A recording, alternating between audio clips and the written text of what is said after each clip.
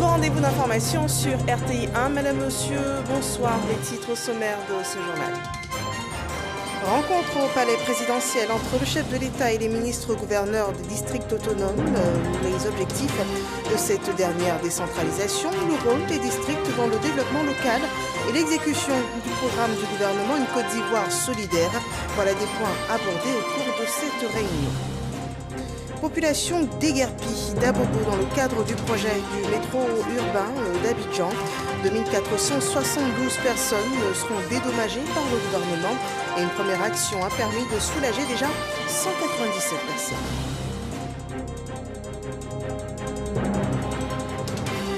Nous verrons aussi dans ce journal les résultats d'une enquête sur la corruption dans l'administration publique. La cherté de la vie serait un des facteurs qui pousserait les agents à ces pratiques.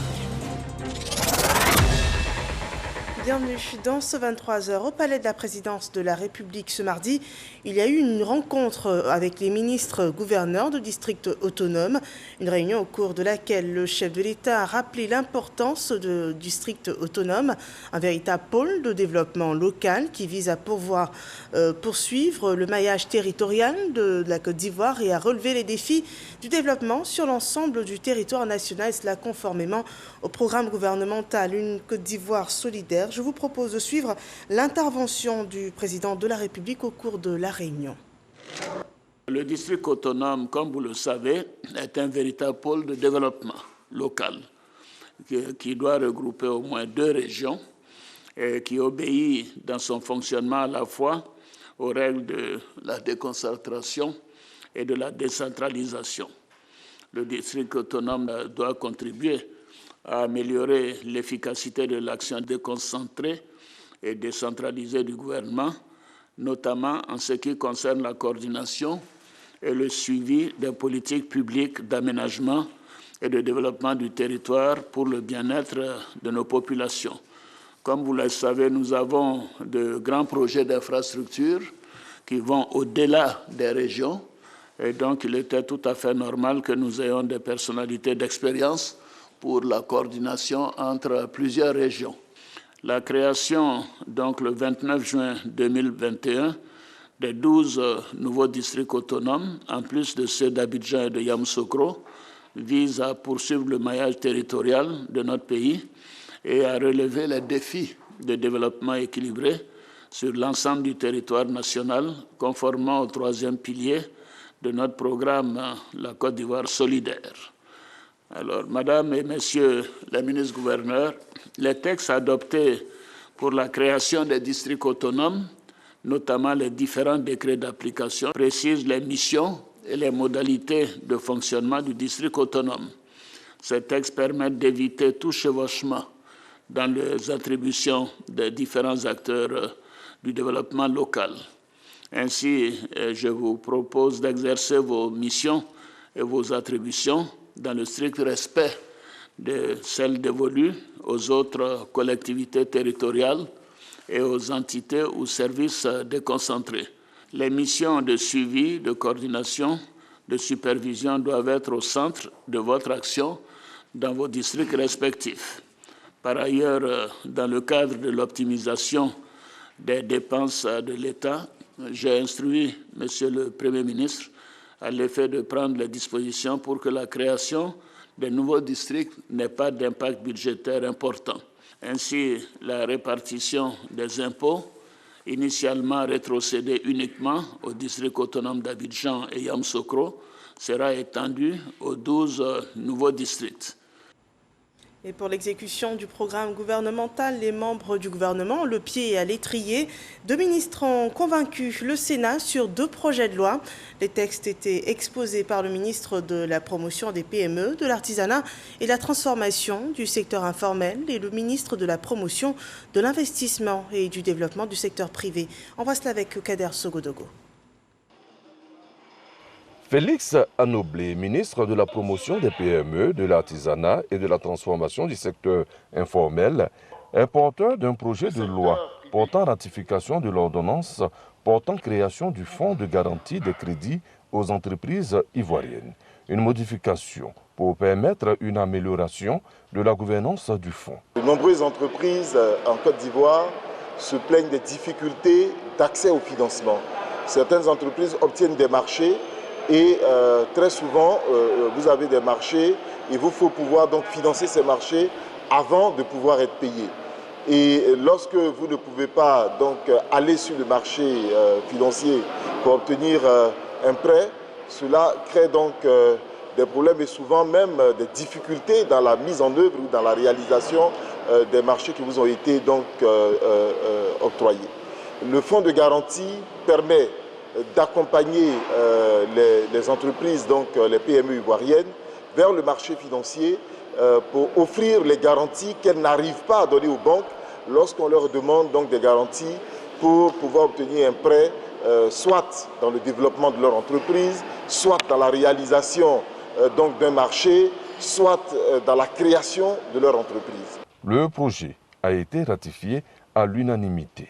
À la suite du ministre Félix Anoblé, le ministre de la Promotion de l'Investissement et du Développement du secteur privé, Emmanuel Esmel Essis, également porteur d'un projet de ratification de l'ordonnance instituant des mesures fiscales incitatives aux investissements réalisés dans le secteur de la transformation de l'EVA. Aujourd'hui, nous sommes à un degré de transformation de 55%. Nous visons dans les années qui arrivent à pouvoir atteindre les 100%, mais aller au-delà de la première transformation, viser la seconde transformation. Il y a beaucoup de produits qui se font à base donc, de caoutchouc. Il n'y a pas de raison que la Côte d'Ivoire, qui est un grand producteur de cette matière, puisse être en dehors de toute la chaîne de production. Donc aujourd'hui, comme l'a dit le Premier ministre, nous allons à la chasse de la valeur ajoutée. Comment faire en sorte qu'on intègre le maximum de valeur ajoutée dans notre économie, et c'est ce qui va permettre une meilleure croissance, qui va permettre aux fils et aux filles de ce pays de vivre encore meilleur dans les années qui arrivent. Le ministre Emmanuel Esmel Essis a été suivi par les sénateurs, membres de la Commission des affaires économiques et financières, qui ont ratifié à l'unanimité le projet de loi.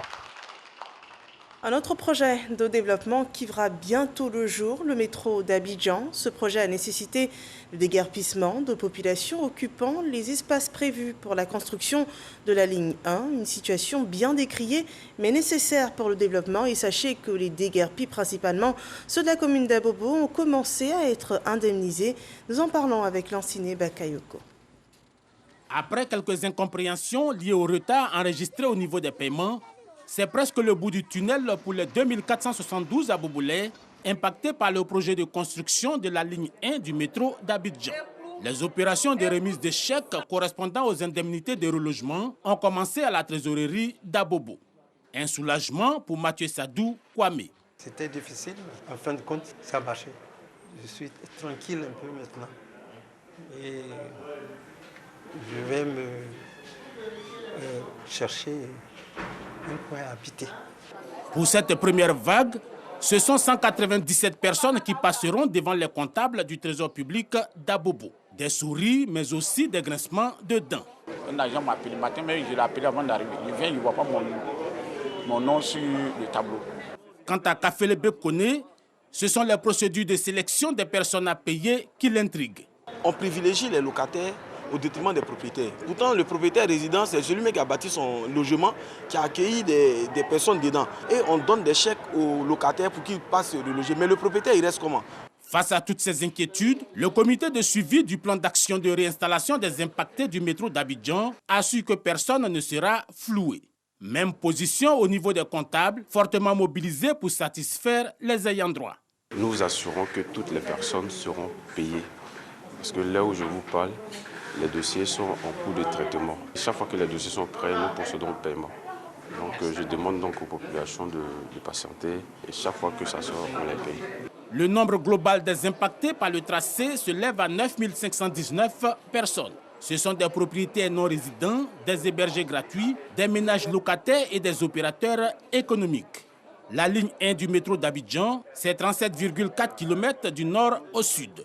Elle comprend 2 voies, 18 stations, 21 ponts rails et routes, un pont viaduc sur la lagune Ébrié. Le trafic attendu à terme est de 540 000 passagers par jour.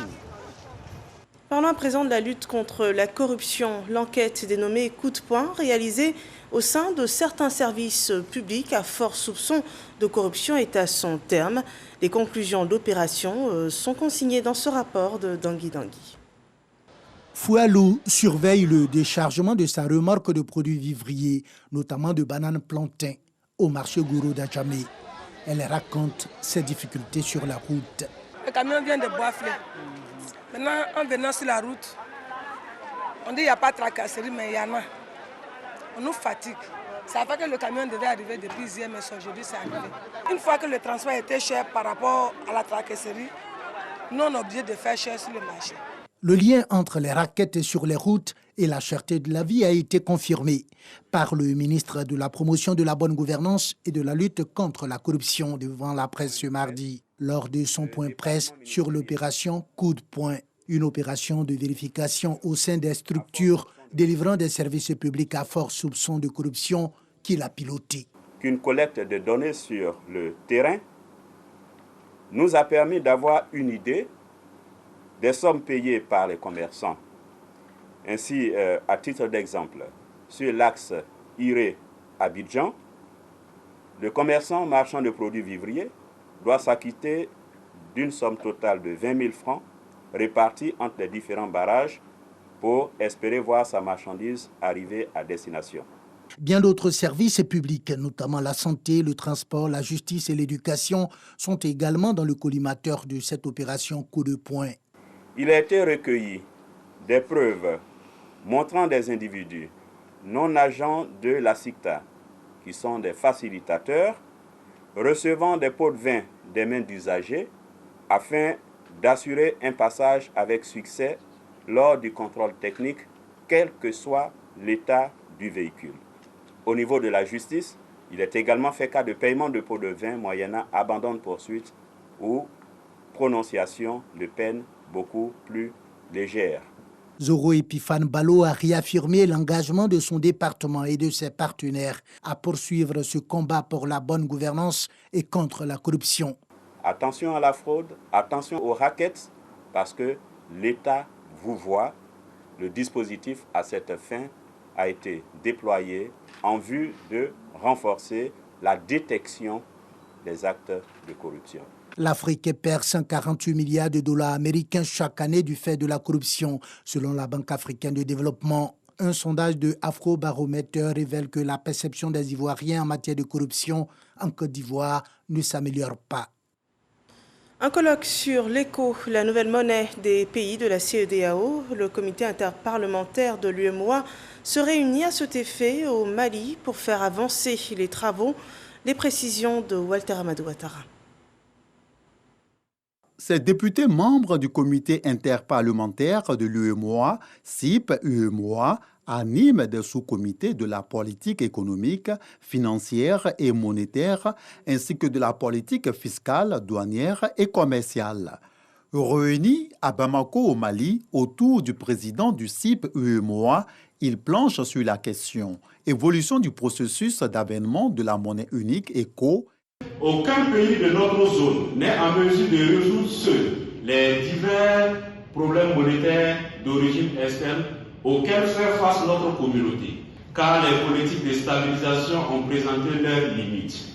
Dans ce contexte global délicat, l'introduction d'une monnaie unique à l'échelle de la CEDEAO me semblerait plus bénéfique pour les pays d'Afrique de l'Ouest et offrirait une belle opportunité de rendre plus dynamiques et compétitifs nos différentes économies. Relativement à l'exposé du président Noël Toé, cette volonté passe par une union douanière forte de l'UEMOA. Au programme de cette rencontre, ces deux sous-comités réfléchiront également sur les défis, les actions, les perspectives et le rôle que devrait jouer le CIP-UEMOA pour réussir cet objectif. Rendez-vous est donc pris pour le 17 septembre prochain à la clôture de cette deuxième réunion d'intérêt sous-comité pour savoir les propositions du CIP-UEMOA afin de rendre davantage dynamique l'économie de l'espace communautaire sous-régional. Et en attendant les conclusions de ce colloque, on fait le point de la pandémie Covid-19 dans notre pays et ce mardi.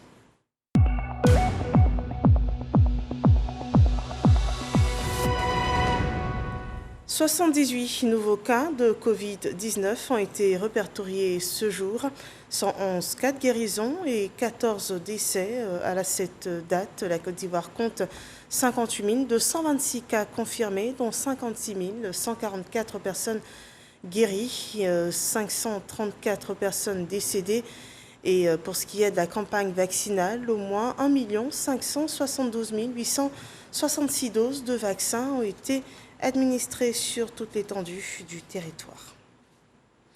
La Moldavie, ce pays d'Europe orientale, a ouvert en terre ivoirienne un consulat honoraire. Le consul, Diarra Mahamadou, a pris fonction le 9 septembre dernier. Il dit vouloir œuvrer à renforcer les liens entre les Ivoiriens et les Moldaves. Laure Goretti et Éric Goré. Diarra Mahamadou est le nouveau consul de la République de la Moldavie en Côte d'Ivoire, administrateur et membre du réseau des chambres d'experts européens au département Afrique de l'Ouest. Il va travailler au renforcement de la coopération entre la Moldavie et la Côte d'Ivoire. Il a reçu son exéquature par le directeur de cabinet du ministère d'État, ministère des Affaires étrangères, de l'intégration africaine et de la diaspora. La tâche qui nous attend, à la fois noble et grande. Il s'agira d'abord d'encourager et d'aider la communauté moldave vivant ou travaillant en Côte d'Ivoire, ou de passage, à s'unir, à se conformer aux lois et règlements de l'État ivoirien. Cette cérémonie marque le début d'une relation bilatérale entre les deux États, selon le représentant de la ministre d'État, Kandia Kamara Kamisoko. Nous apprécions les efforts de Monsieur le consul honoraire à sa juste valeur. Notre pays, en effet, a toujours fait l'option d'entretenir avec tous les peuples des relations cordiales et fraternelles. Nous sommes particulièrement fiers d'avoir avec la Moldavie des relations privilégiées. C'est un grand pays avec une histoire ancienne et un peuple vaillant. La Moldavie est un pays d'Europe orientale et ancienne république soviétique, membre de l'Organisation internationale de la francophonie avec 3 500 000 habitants. C'est un pays avec une économie traditionnellement agricole, une industrie dominée par l'agroalimentaire et textile. Nous parlons des médias à présent. Les pays africains ont pour ambition de réguler le secteur des médias en ligne, les derniers nés de la grande famille des canaux d'information. Et il est envisagé la création d'une plateforme des régulateurs de l'audiovisuel des pays membres de l'UEMOA et de la Guinée. Un colloque international sur le thème des stratégies de régulation des services de médias audiovisuels en ligne a lieu en ce moment à Abidjan sous la supervision de la ACA, Franck Quadio. Le secteur de l'audiovisuel, depuis une vingtaine d'années, est confronté à la montée en puissance des médias en ligne, une source d'enrichissement qui n'est pas sans noter quelques abus, difficile aujourd'hui pour les régulateurs à toutes les échelles d'en maîtriser tous les contours. C'est que nous sommes confondus à une technologie que nous ne maîtrisons pas. Et ce n'est pas une particularité africaine.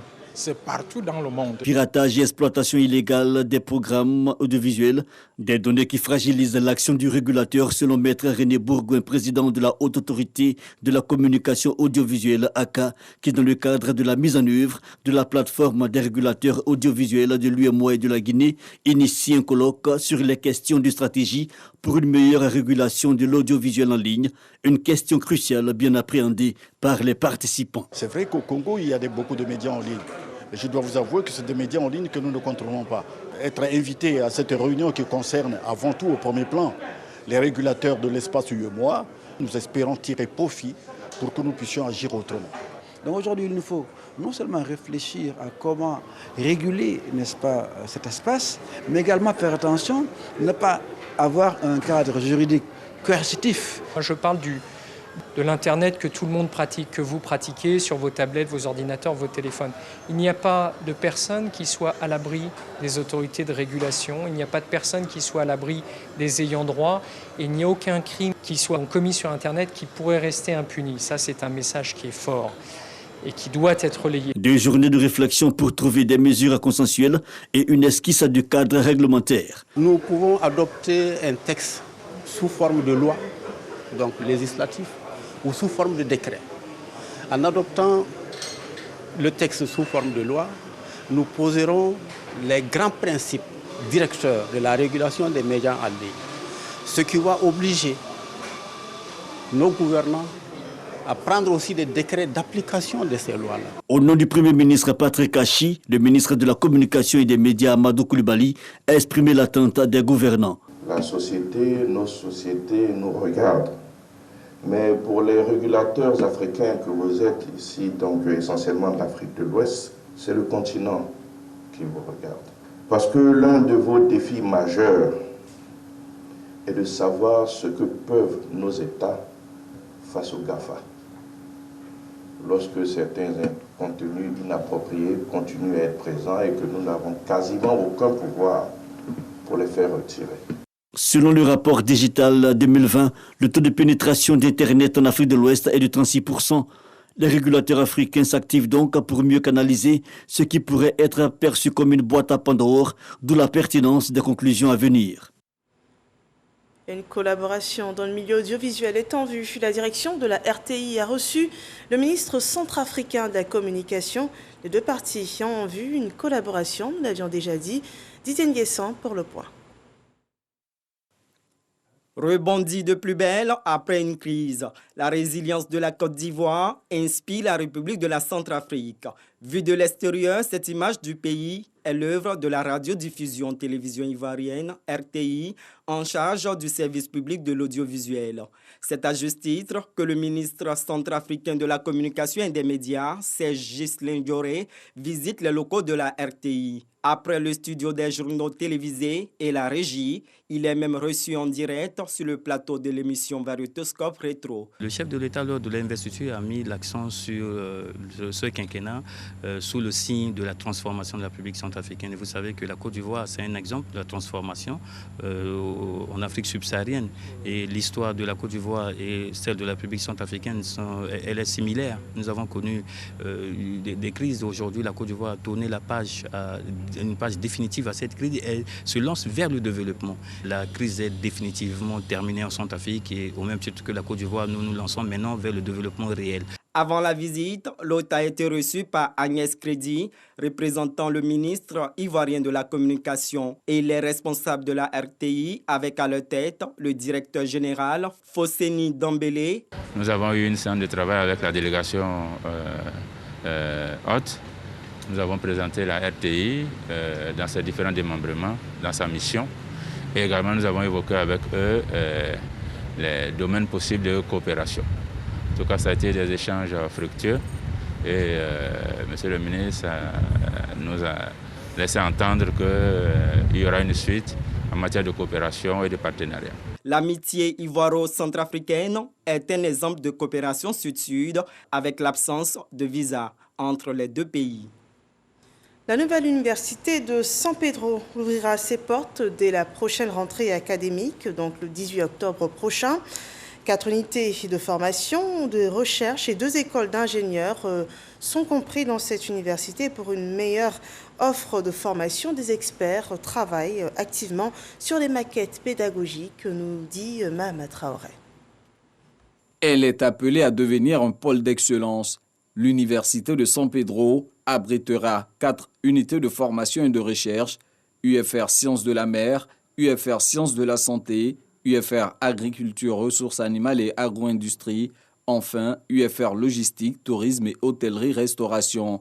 2 écoles d'ingénieurs en construction navale et en bâtiments et travaux publics feront également partie intégrante de cette université. Il y a la mer, il y a le tourisme, il y a tous ces grands champs, ces grosses sociétés qui sont là. Comment faire en sorte que l'université soit un outil d'appui ou d'appoint à ces structures qui sont déjà existantes. C'est pourquoi nous partons du postulat que non seulement San Pedro est déjà une ville balnéaire, une ville touristique comme on dit, mais elle doit être maintenant une ville universitaire. Pour être à la hauteur de telles ambitions, les parcours de formation doivent être de qualité. Pour ce faire, les experts réunis à Grand Bassam s'attellent à mettre au point les maquettes pédagogiques. Ils bénéficient à cet effet des orientations du ministre de l'Enseignement supérieur et de la Recherche scientifique. Il faut que les parcours de formation qui nous sont proposés débouchent sur des référentiels de compétences recherchés sur le marché de l'emploi. Il n'est pas question que d'un parcours à l'autre, on change simplement le nom d'une unité d'enseignement pour que le contenu reste le même. Et après, il faut avoir présent à l'esprit qu'il faut mutualiser et les infrastructures, et les équipements, et les enseignants. Il faut privilégier les formations de courte durée. Ça veut dire qu'il faut privilégier tout ce qui est licence professionnelle et non les licences de recherche.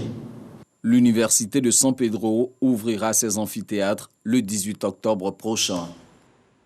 À Lakota, 18 salles de classe sont de nouveau ouvertes pour accueillir les élèves qui ont déjà effectué depuis hier leur entrée scolaire. Ces salles ont été rénovées et équipées par la mairie de cette ville. Le reportage de Mahama Traoré. Les cours ont effectivement repris ce lundi 13 septembre au groupe scolaire de Gbaïri, village situé à 5 km de Lakota. Cela a pu être possible grâce aux travaux entrepris par le conseil municipal de Lakota pour rénover 9 salles de classe des 2 écoles primaires que compte cet établissement. Elles étaient dans un état de délabrement avancé. Quand l'environnement est sain, le cadre d'apprentissage est sain, c'est le début de l'amélioration des résultats. Et c'est un grand merci que tout le corps enseignant et moi faisons pour s'améliorer à ce poste. 9 autres salles de cours dans 2 autres écoles primaires publiques de la ville ont été également réhabilitées, soit un total de 18 salles de classe remises à neuf par la mairie de Lakota cette année pour un coût global de 52 millions de francs CFA. C'est le lieu vraiment pour moi de remercier le président de la République, son Excellence Alassane Ouattara, qui, de sa politique, a permis aujourd'hui l'école gratuite. Aujourd'hui, l'école est obligatoire et c'est ce que nous allons prêcher partout dans les villages, dans les campements, pour demander aux parents d'inscrire donc les enfants, pour que chaque enfant ait effectivement la chance d'apprendre quelque chose, d'aller à l'école. Sur ces 3 dernières années, la mairie de Lakota a investi 116 millions de francs CFA dans l'école. Pour cette rentrée scolaire, des kits ont été également remis aux élèves de la ville. L'actualité hors de chez nous. Ce mardi, en Guinée, a débuté les concertations entre nationales, les forces politiques, la société civile et les représentants de la compagnie minière pour fixer les grandes lignes de la transition. Une série de rencontres sont prévues jusqu'au 17 septembre prochain. Les Nations Unies appellent au retour des civils à la tête du pays et en marge des discussions politiques sur l'avenir de la Guinée. D'autres tractations sont en cours à propos du sort d'Alpha Condé. Le président est toujours détenu par la junte militaire et a pu recevoir la visite d'une délégation de la CEDEAO fin de semaine dernière. Mais pour l'instant, Alpha Condé refuse de passer la main. Et c'est tout en espérant un dénouement de la situation en Guinée que nous refermons ce journal. Merci de l'avoir suivi.